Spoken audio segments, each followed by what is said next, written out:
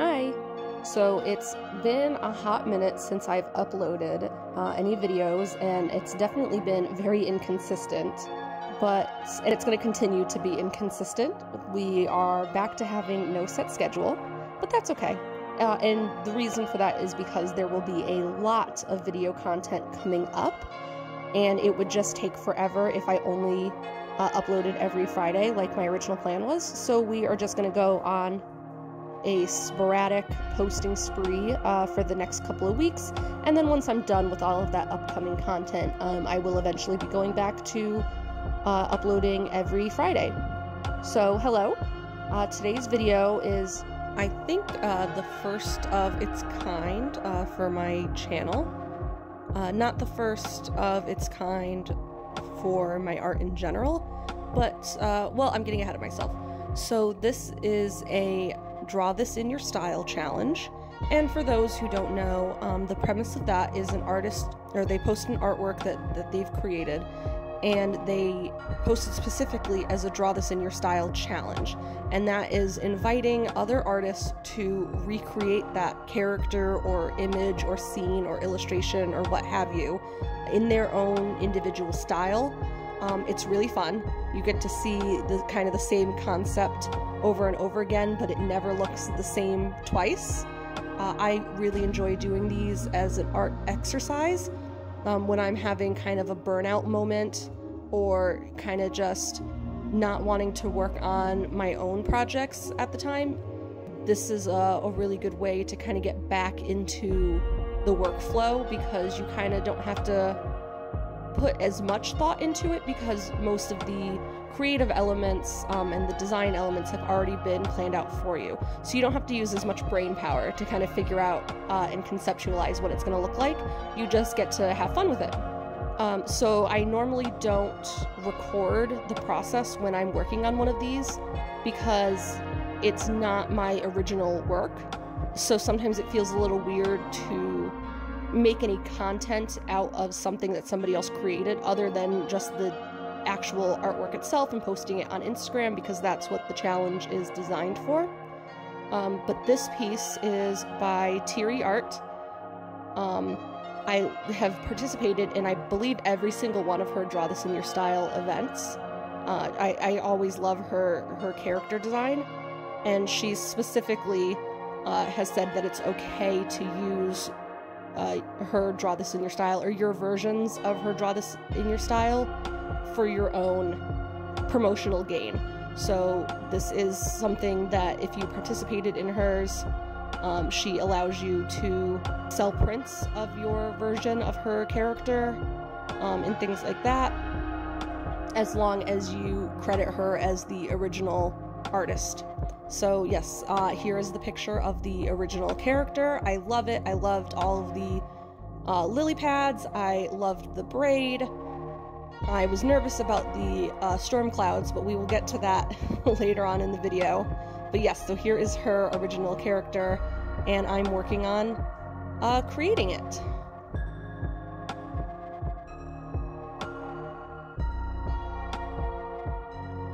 And I always have so much fun working on these. They're just fun. Sometimes they're stressful because a lot of them come with deadlines. This one did actually come with a deadline that I didn't make. I missed the deadline. I posted mine, I think, about almost a week too late, and that was kind of stressful, but it's okay. I liked the design too much to quit just because I couldn't finish painting it in time. I still wanted to finish it and post it.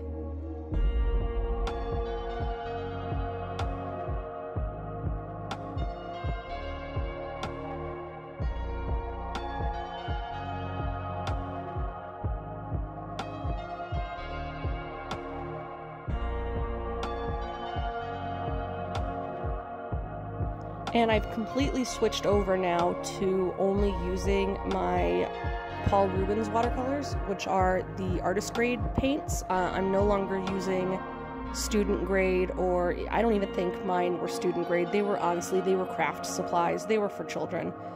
So I'm no longer using those cheapy cakes anymore. I'm just 100% using Paul Rubens for now. I might add another palette to the mix, but I'm kind of playing around with using just this for now so I can kind of get a better handle on it.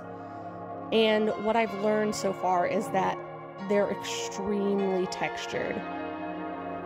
And I don't dislike it, but I don't quite know how to master that as of yet. So there's a little bit of a hurdle that I have to get over, but I kind of played into it for this piece because there was nothing I could do about it. I knew it was going to come out a little splotchy and textured, and I was like, you know what? I'm just going to roll with it. And I did my best.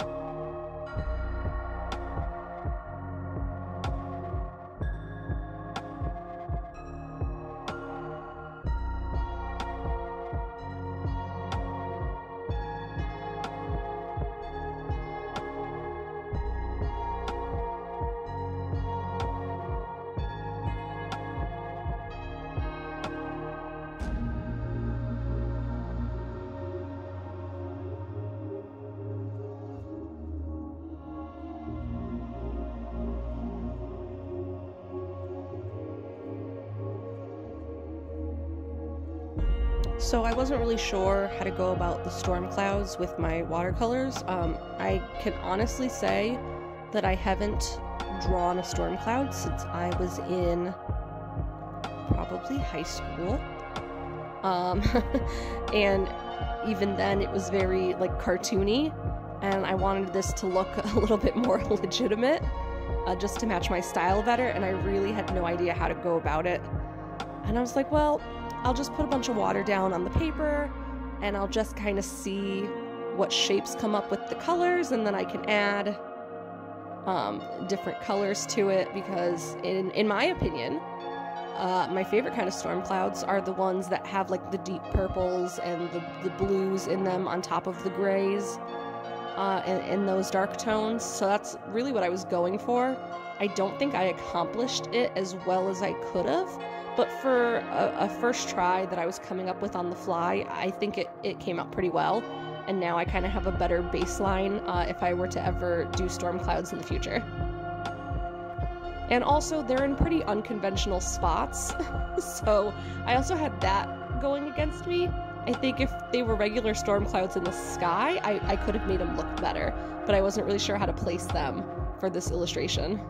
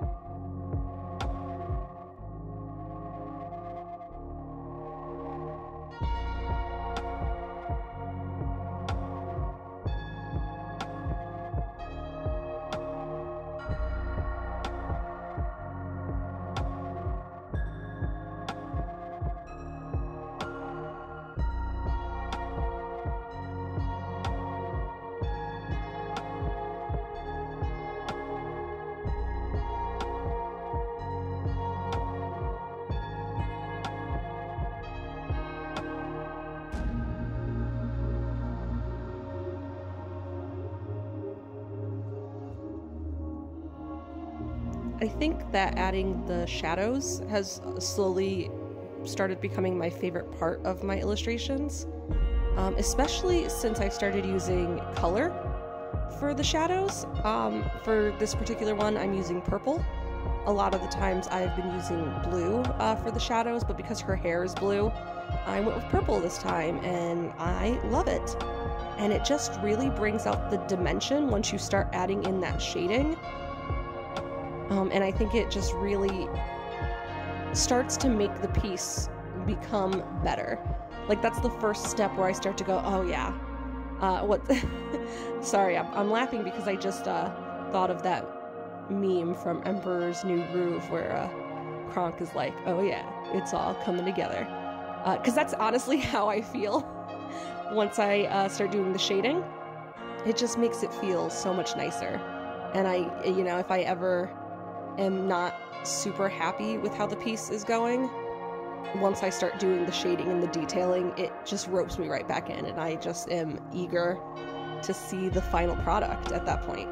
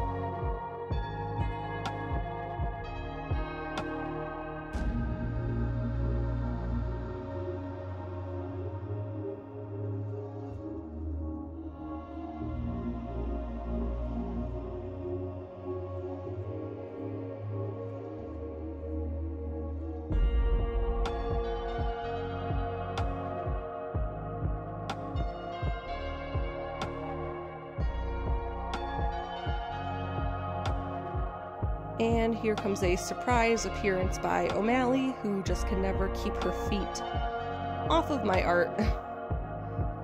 No matter how hard I try, she just always sneaks up on me. And my second favorite part, I don't know if this is my second favorite or if it's tied with the shadows, but the hair wispies.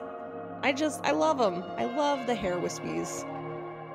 I think if I had to really put a value on it, I think the shading is the beginning of it coming together, and the hair wispies are the end. And together, they just really drive the piece home for me, for every single illustration I do.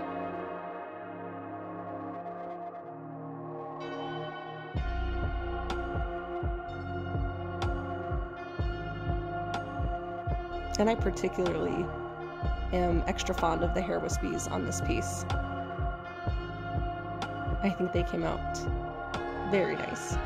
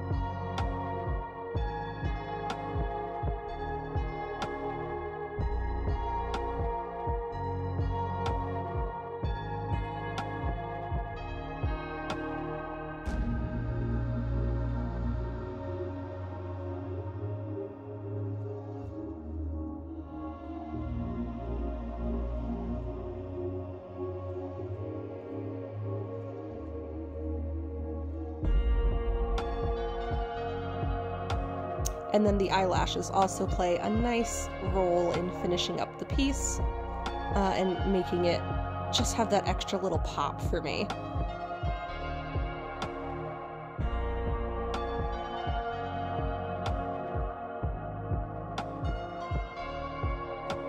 And then as always, I'm just going in with my pencil to just tidy up any of those details that got lost during the painting, just to make everything nice and tidy and finished looking.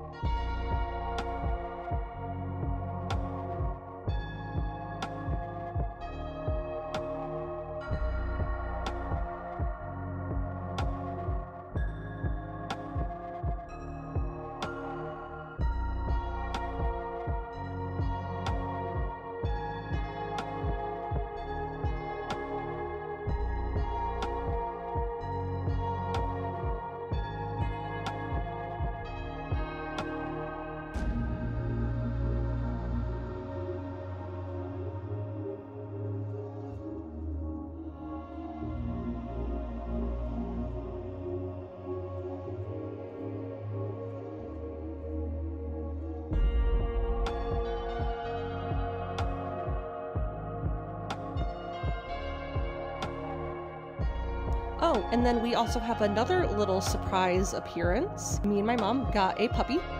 Her name is Tilly. You will see her in an upcoming vlog, but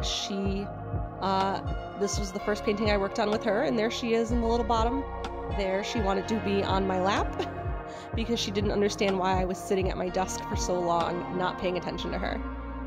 so she wanted to be held, and I obliged. It was a little tricky painting with a puppy in one arm, but we made it work. She's teeny enough.